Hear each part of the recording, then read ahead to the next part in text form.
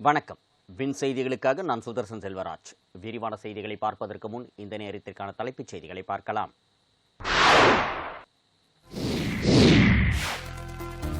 வரவேற்பு அளிக்கப்பட்டது. ஜம்மு காஷ்மீரில் 10 மாநிலங்களைச் சேர்ந்த ஆசிரியர்கள் மற்றும் கல்வியாளர்கள் கலந்து கொண்டுள்ளனர். கருத்தரங்கை தொடங்கி வைத்து பேசிய ஆளுநர் RN ரவி, இன்றைய காலகட்டத்தில் உலக அளவில் தொழில்நுட்பம் சார்ந்து வளர்ச்சி அடைந்து அனைத்து துறைகளிலும் வளர்ந்து வரும் சூழலில் நமது அறிவு சார்ந்த வளர்ச்சிக்கு தேசிய கல்விக் கொள்கை வழிவகுப்பதாக தெரிவித்தார். கொள்கை வகுக்கப்பட்டு நமது நாட்டின் பாரம்பரியமிக்க கல்வி முறை அதில் இருப்பதாக கூறினார். ஆனால் நமது மாநிலத்தின் பாடத்திட்டங்களில் தேசிய விடுதலை இயக்கங்கள் பற்றிய பாடங்கள் தவிர்க்கப்பட்டு திராவிட இயக்கங்கள் குறித்த பாடங்கள் இருப்பதாக குறிப்பிட்ட RN ரவி, நமது நாட்டின் சுதந்திரத்திற்காக உயிர் நீத்த ஆயிரக்கணக்கான விடுதலை போராட்ட வீரர்களின் தியாகங்கள் மறுக்கப்பட்டும் வருவதாக தெரிவித்தார். மேலும் ஆங்கிலேயர் வரும் முன்பு வரை நூற்றாண்டுகளாக பாரத் என்றே அழைக்கப்பட்டு வந்ததாகவும், இந்தியா என்பது அந்நியர்கள் அடையாளப்படுத்திய வார்த்தை எனவும் சுட்டிக்காட்டிய ஆளுநர் RN ரவி, பாரத் என்றால் ஒளி என கூறினார். ஜெர்மன் போர் விமானத்தை இந்திய விமானப்படை தளபதி VR சௌத்ரி இயக்கியுள்ளார். உலகின் அதிநவீன போர் விமானங்களில் ஜெர்மன் தயாரிப்பு ரோஃபைட்டர் போர் விமானமும் ஒன்று.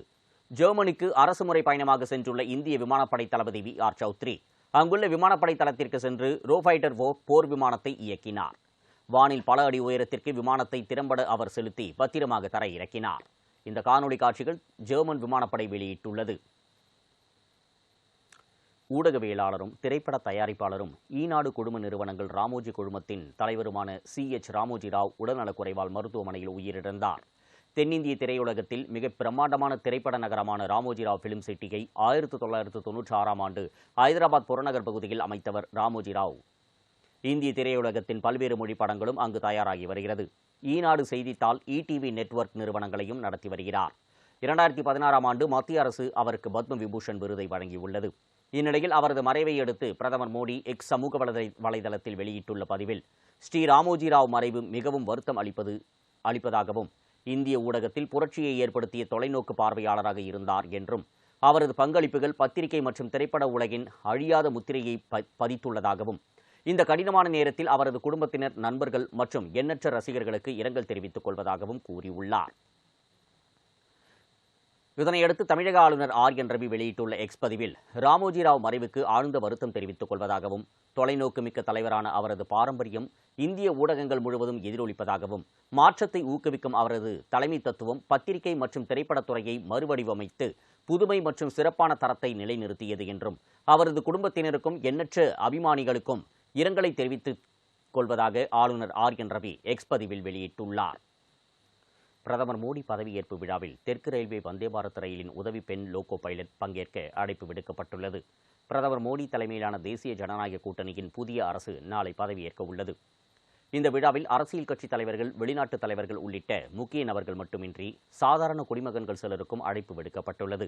அந்த வகையில் தெற்கு ரயில்வே சென்னை கோட்டத்தில் மூத்த உதவி ரயில் ஓட்டுநராக பணிபுரியும் ஐஸ்வர்யா மேனன் என்பவருக்கு பதவியேற்பு விழாவில் பங்கேற்க அழைப்பு விடுக்கப்பட்டுள்ளது. இவர் 2 லட்சம் மணி நேரம் ரயில் ஓட்டுநராக பணியாற்றியுள்ளார். குறிப்பாக வந்தே பாரத், ஜனசதாப்தி ரயில்களில் ஓட்டுநராக பணியாற்றியுள்ளார். தற்போது சென்னை சென்ட்ரல், விஜயவாடா மற்றும் சென்னை சென்ட்ரல், கோவை வந்தே பாரத் ரயில்களில் ஓட்டுநராக பணிபுரிந்து வருகிறார். நாளை பிரதமர் மோடி பதவியேற்பு விழாவில் கலந்து கொள்ள 8000 சிறப்பு அழைப்பாளர்களுக்கு அழைப்பு விடுக்கப்பட்டுள்ளது. பாராளுமன்ற தேர்தலில் பாஜக தலைமையிலான கூட்டணி 292 இடங்களில் வெற்றி பெற்றுள்ளது. இதில் பாஜக மட்டும் 240 இடங்களை கைப்பற்றியது. எனவே மத்தியில் பாஜக தலைமையிலான கூட்டணி ஆட்சி அமைய உள்ளது. பிரதமர் மோடி தலைமையில் மத்திய அமைச்சரவைக் கூட்டம் சமீபத்தில் அவரது இல்லத்தில் நடந்தது. அப்போது பிரதமர் பதவியை ராஜினாமா செய்த மோடி ராஜினாமா கடிதத்தை குடியரசுத் தலைவர் திரௌபதி முர்முவை சந்தித்து வழங்கினார். அவரது ராஜினாமாவை ஏற்றுக்கொண்ட குடியரசுத் தலைவர் காபந்து பிரதமராக தொடரும்படி கேட்டுக்கொண்டார். பாராளுமன்றத்தின் மைய அரங்கில் நேற்று தேசிய ஜனநாயக கூட்டணி கட்சிகளின் ஆலோசனைக் கூட்டம் நடைபெற்றது. அதில் பாராளுமன்ற குழு தலைவராக நரேந்திர மோடி ஒருமனதாக பிரதமர் மோடி தேர்ந்தெடுக்கப்பட்டார். மேலும் அனைத்து எம்பிக்களும் அவருக்கு ஆதரவு அளித்தனர். இதனைத் தொடர்ந்து பாஜகவின் முன்னாள் தலைவருமான LK அத்வானியை அவரது வீட்டில் சந்தித்து மோடி ஆசி பெற்றார். மற்றொரு மூத்த தலைவரான முரளி மனோகர் ஜோஷி மற்றும் முன்னாள் குடியரசுத் தலைவர் ராம்நாத் கோவிந்த் ஆகியோரையும் சந்தித்து மோடி வாழ்த்து பெற்றார். இதனையடுத்து குடியரசுத் தலைவர் திரௌபதி முர்முவை சந்தித்த மோடி தேசிய ஜனநாயக கூட்டணி கட்சி எம்பிக்களின் ஆதரவு கடிதத்தை அளித்ததுடன் 3வது முறையாக ஆட்சி அமைக்க உரிமை கோரினார். அதனைத் தொடர்ந்து குடியரசுத் தலைவர் பிரதமர் மோடியை ஆட்சி அமைக்க அழைப்பு விடுத்தார். இந்நிலையில் ஜூன் 9ஆம் தேதி இரவு 7:15 மணிக்கு மோடி பிரதமராக பதவியேற்க உள்ளார் என அறிவிக்கப்பட்டுள்ளது.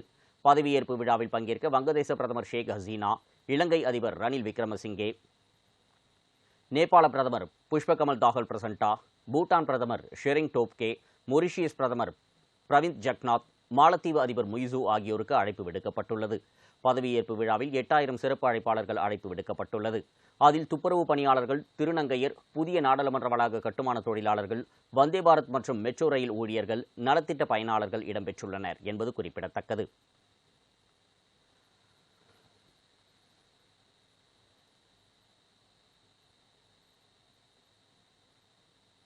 பிரதமர் மோடிக்கு எலன் மஸ்க் வாழ்த்து தெரிவித்துள்ளார். நடந்து முடிந்த மக்களவைத் தேர்தலில் பாஜக தலைமையிலான என்டிஏ கூட்டணி 292 இடங்களில் வெற்றி பெற்று நேற்று நடைபெற்ற என்டிஏ புதிய எம்பிக்கள் கூட்டத்தில் அக்கூட்டணியின் நாடாளுமன்ற தலைவராக பிரதமர் மோடி தேர்ந்தெடுக்கப்பட்டார். இதன் மூலம் நாடாளுமன்ற தேர்தலில் பாஜக வெற்றி பெற்று மீண்டும் ஆட்சியை பிடித்தது. பிரதமராக மோடி 3வது முறையாக நாளை பதவியேற்க உள்ளார். நாடாளுமன்ற தேர்தலில் மோடி வெற்றி பெற்றதற்கு பல்வேறு கட்சித் தலைவர்களும் வாழ்த்து தெரிவித்து வருகின்றனர். பல உலக நாடுகளில் உள்ள தலைவர்கள் வாழ்த்து தெரிவித்து வரும் நிலையில் பிரதமர் மோடிக்கு உலக பணக்காரரான எலன் மஸ்க் வாழ்த்து தெரிவித்துள்ளார். இதுகுறித்து அவர் வெளியிட்டுள்ள எக்ஸ் பக்கத்தில், உலகின் மிகப்பெரிய ஜனநாயக தேர்தலில் பிரதமர் மோடி வெற்றி பெற்றுள்ளதற்கு வாழ்த்துக்கள் என்றும், இந்தியாவில் எனது நிறுவனங்கள் உற்சாகமாக பணிகளை செய்ய ஆவலுடன் காத்திருக்கிறேன் எனவும் எலன் மஸ்க் தெரிவித்துள்ளார்.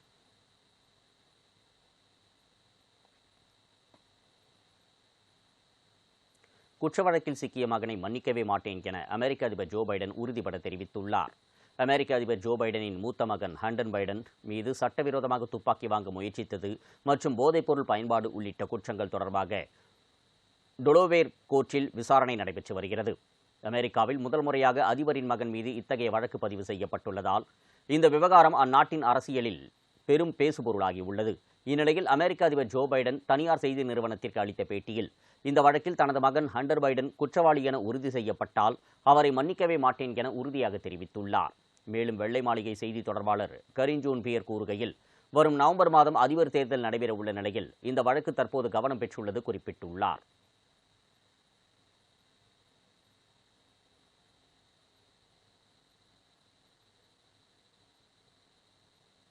நீட் தேர்வில் 67 பேர் 720க்கு 720 மதிப்பெண்கள் பெற்ற நிலையில் இது தொடர்பாக குழு அமைத்து விசாரிக்கப்படும் என மத்திய உயர்கல்வித்துறை செயலாளர் சஞ்சய் மூர்த்தி விளக்கம் அளித்துள்ளார். டெல்லியில் மத்திய உயர்கல்வித்துறை செயலாளர் சஞ்சய் மூர்த்தி செய்தியாளர்களை சந்தித்தார். அதில் நீட் தேர்வு புகார் தொடர்பாக விசாரணை நடத்த குழு அமைக்கப்பட்டு விசாரணை குழு ஒரு வாரத்தில் அறிக்கை தாக்கல் செய்யும் எனவும், வெளிப்படைத்தன்மையுடன் நீட் தேர்வு நடைபெற்றதாகவும், 720 மதிப்பெண்ணிற்கு 718 மதிப்பெண் மற்றும் 719 மதிப்பெண்களை மாணவர்கள் பெற்றதில் எந்த முறைகேடும் இல்லை எனவும், மைனஸ் மதிப்பெண் பெற்றவர்கள் கருணை மதிப்பெண்ணால் முழு மதிப்பெண் பெற்றுள்ளதாக கூறினார். 2018ஆம் ஆண்டில் உச்சநீதிமன்றம் வழங்கிய வழிகாட்டுதலின்படியே தேர்வு நடத்தப்பட்டதாகவும், தேர்வு நேரம் குறைவாக இந்த மாணவர்களுக்கு கருணை மதிப்பெண் வழங்கப்பட்டதாகவும், தேர்வு மையத்தின் சிசிடிவி காட்சிகளை கைப்பற்றி விசாரணை நடத்தப்படும், அனைத்து மாணவர்களுக்கும் ஒரே மாதிரியாக கருணை மதிப்பெண் வழங்கப்படவில்லை, முறைகேடுகளில் ஈடுபட்டவர்கள் மீது நடவடிக்கை எடுக்கப்படும், நீட் தேர்வு குறித்து மாணவர்கள் அளித்துள்ள புகார்கள் குறித்து விரிவான விசாரணை நடத்தப்படும் என மத்திய உயர்கல்வித்துறை செயலாளர் சஞ்சய் மூர்த்தி விளக்கம் அளித்துள்ளார்.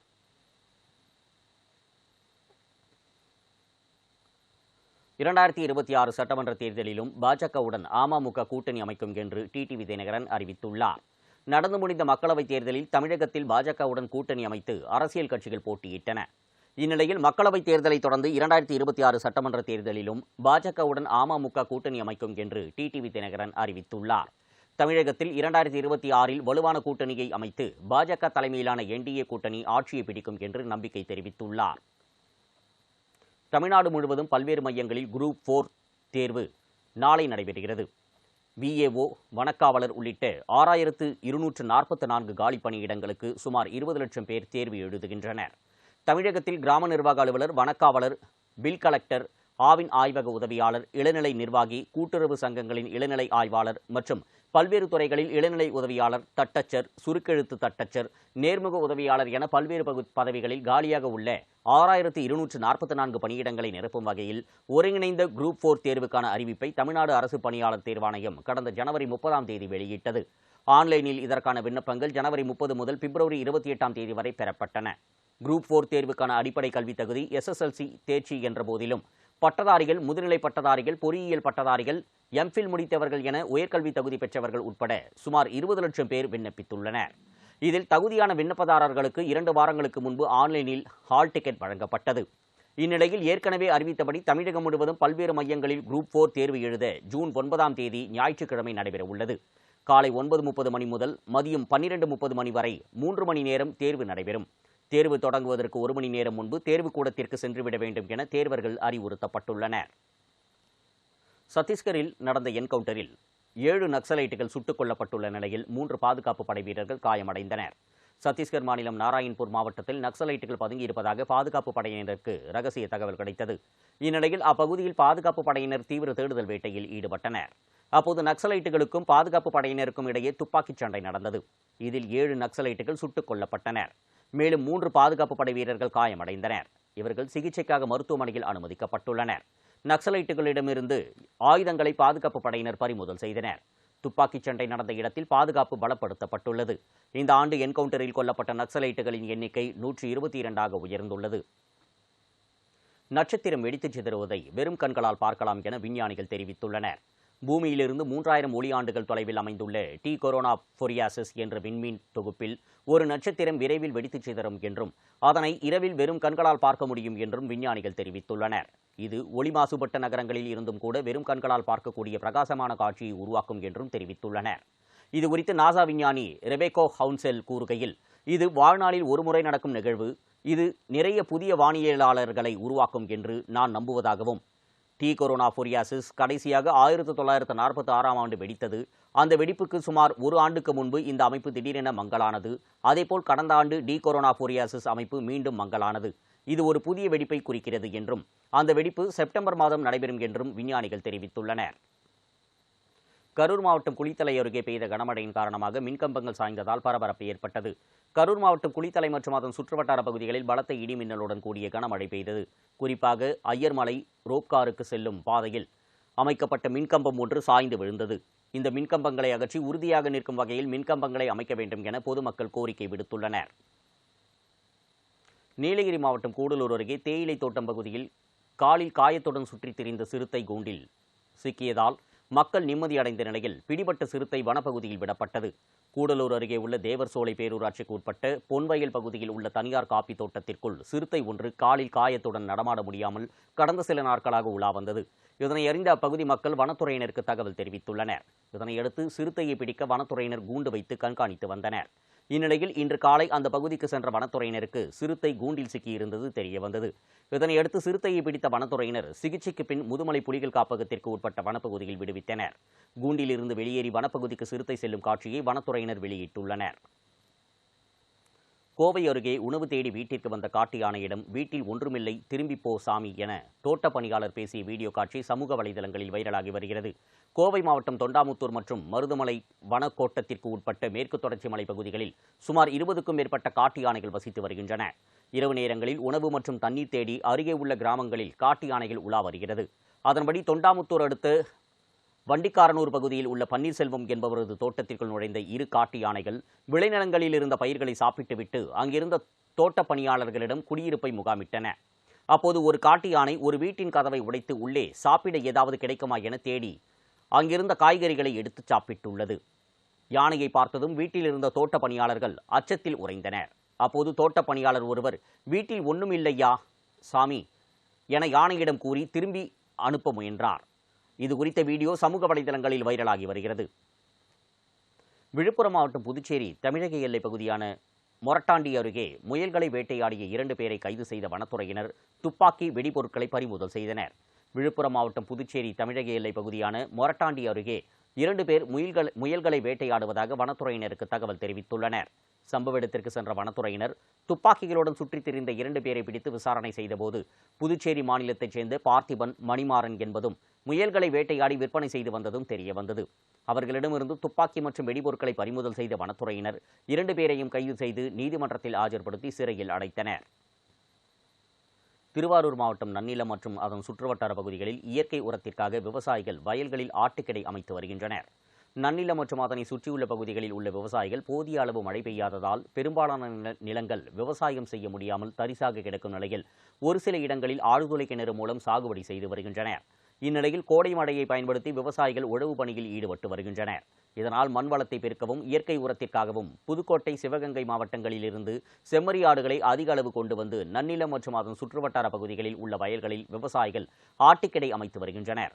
100 ஆடுகள் கொண்டு ஆட்டுக்கிடை அமைக்க நாள் ஒன்றுக்கு 1500 ரூபாய் செலவாவதாக விவசாயிகள் தெரிவித்துள்ளனர். ஓடும் ரயிலில் ரகளையில் ஈடுபட்ட மத்திய ரிசர்வ் படை போலீசாரை ரயிலை விட்டு இறக்க கோரி ஜோலார்பேட்டை ரயில் நிலையத்தில் பயணிகள் ஆர்ப்பாட்டத்தில் ஈடுபட்டதால் பரபரப்பு ஏற்பட்டது. சென்னையிலிருந்து இரவு 10 மணிக்கு புறப்பட்டு கோவை செல்லும் சேரன் விரைவு ரயில் காலை 6 மணிக்கு கோவை சென்றடைகிறது. வழக்கம் போல் 7ஆம் தேதி இரவு 10 மணிக்கு புறப்பட்ட ரயிலில் 10க்கும் மேற்பட்ட மத்திய ரிசர்வ் படை போலீசார் பொதுப்பெட்டியில் பயணம் செய்துள்ளனர். அப்போது மது அருந்திக் கொண்டு ரகளையில் ஈடுபட்டுள்ளனர். இதனால் கடும் அவதிக்குள்ளான சக பயணிகளை கழிவறை அருகே சென்றபோது அவர்களை வரக்கூடாது என தகராறு செய்துள்ளனர். மேலும் பயணி ஒருவரை கன்னத்தில் தாக்கியுள்ளனர். இதனை தட்டி கேட்ட மற்றொரு பயணியை துப்பாக்கியால் சுட்டுவிடுவேன் என மிரட்டியுள்ளனர். தொடர்ந்து ஜோலார்பேட்டை ரயில் நிலையம் வந்தபோது பயணிகள் அனைவரும் கீழே இறக்கி மத்திய ரிசர்வ் போலீசாரை ரயிலிலிருந்து இறக்க வேண்டும் என வலியுறுத்தி ஆர்ப்பாட்டத்தில் ஈடுபட்டனர். சம்பவ இடத்திற்கு விரைந்து வந்த ரயில்வே போலீசார் பேச்சுவார்த்தை நடத்தியும் பயணிகள் ஏற்கவில்லை.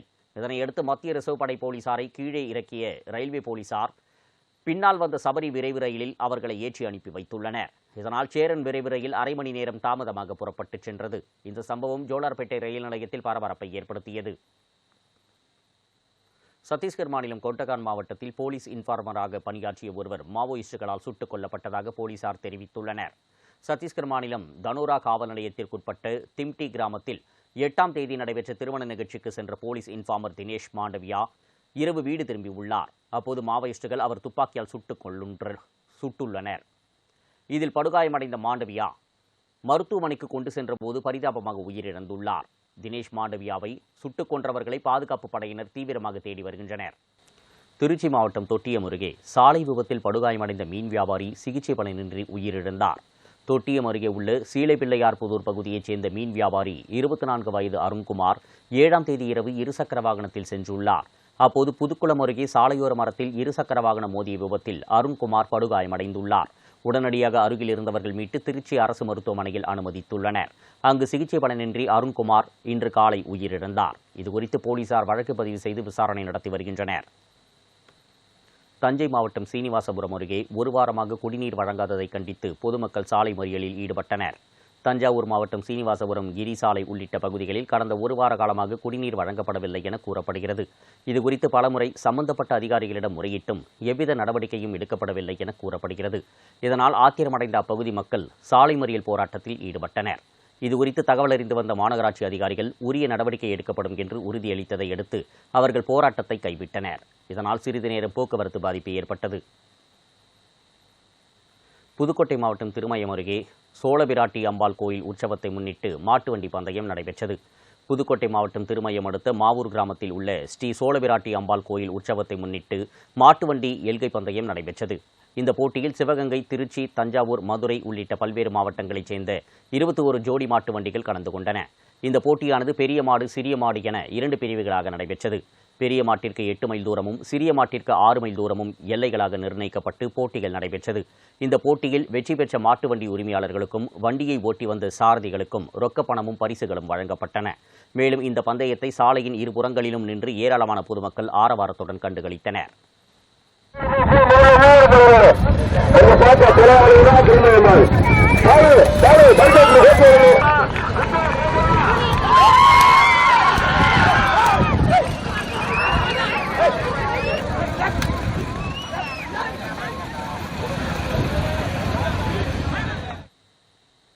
திண்டுக்கல் மாவட்டம் கொடைக்கானலில் தொடர் மழை காரணமாக வெள்ளி நீர்வீழ்ச்சியில் நீர்வரத்து அதிகரித்துள்ளது.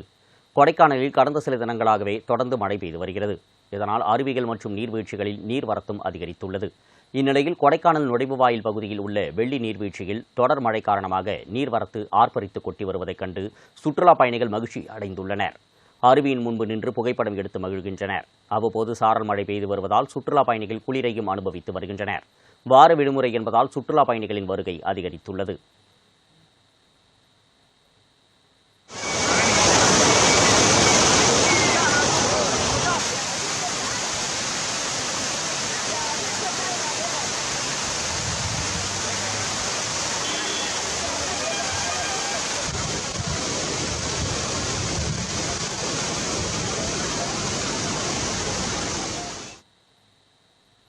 ராணிப்பேட்டை மாவட்டம் முழுவதும் வெளுத்து வாங்கிய கனமழையால் பொதுமக்கள் மற்றும் விவசாயிகள் மகிழ்ச்சி அடைந்தனர்.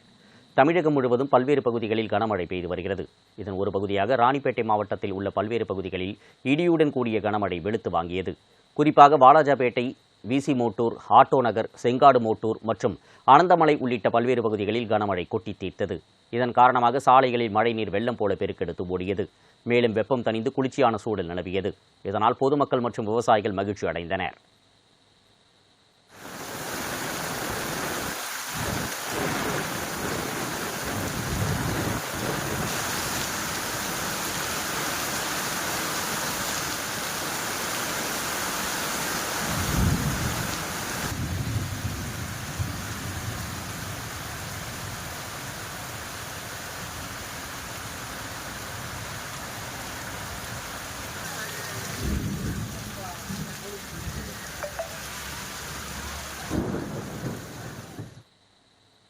திண்டுக்கல் மாவட்டம் பழனி அருகே மண்டுகாளியம்மன் கோவிலில் வைகாசி விசாக திருவிழாவை முன்னிட்டு குத்துவிளக்கு பூஜை நடைபெற்றது.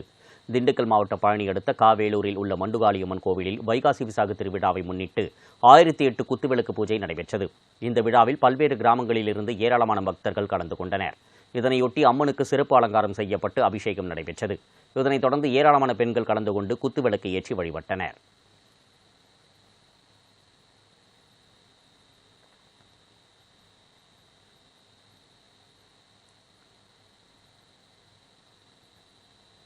இந்தோனேஷியாவில் ஏற்பட்ட நிலச்சரிவில் சிக்கி ஒரே குடும்பத்தைச் சேர்ந்த 4 பேர் உயிரிழந்துள்ளனர். இந்தோனேஷியாவின் நூசா தெங்கரா மாகாணத்தில் நேற்று கனமழை பெய்தது. இதனால் அங்குள்ள பல நகரங்கள் வெள்ளக்காடாக காட்சியளித்தன. இதனைத் தொடர்ந்து அங்குள்ள ரேவரங்கே பகுதியில் பயங்கர நிலச்சரிவு ஏற்பட்டது. அதிகாலை நேரம் என்பதால் அனைவரும் அயர்ந்து தூங்கிக் கொண்டிருந்தனர். இதனால் என்ன நடக்கிறது என்பதை அறிவதற்குள் சில வீடுகள் மண்ணில் புதையுண்டன. இதனையடுத்து அங்கு விரைந்த மீட்புப் படையினர் மீட்புப் பணியில் ஈடுபட்டனர்.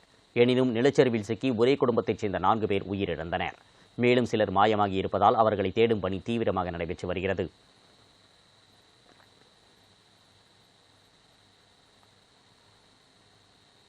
திருவள்ளூர் மாவட்டம் திருத்தணியில் பெய்த கனமழையால் சாலையில் மழைநீருடன் கழிவுநீரும் பெருக்கெடுத்து ஓடியதால் பொதுமக்கள் கடும் சிரமத்திற்கு உள்ளாகினர்.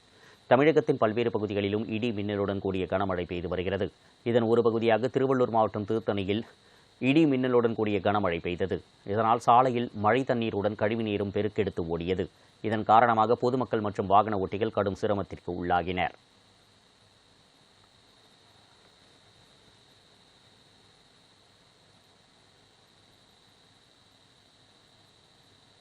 காஞ்சிபுரம் மாவட்டம் வெங்காடு கிராமத்தில் பிரசித்தி பெற்ற கங்கையம்மன் ஆலயத்தில் காப்பு கட்டுதல் திருவிழா வெகு விமர்சையாக நடைபெற்றது.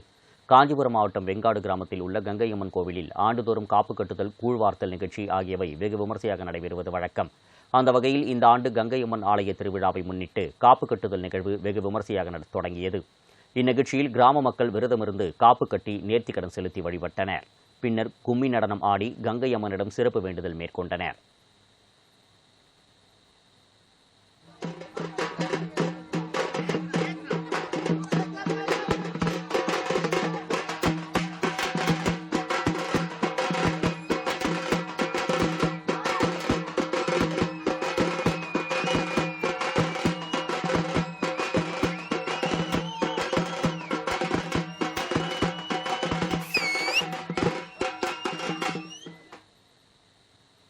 இத்துடன் செய்திகள் நிறைவடைந்தது.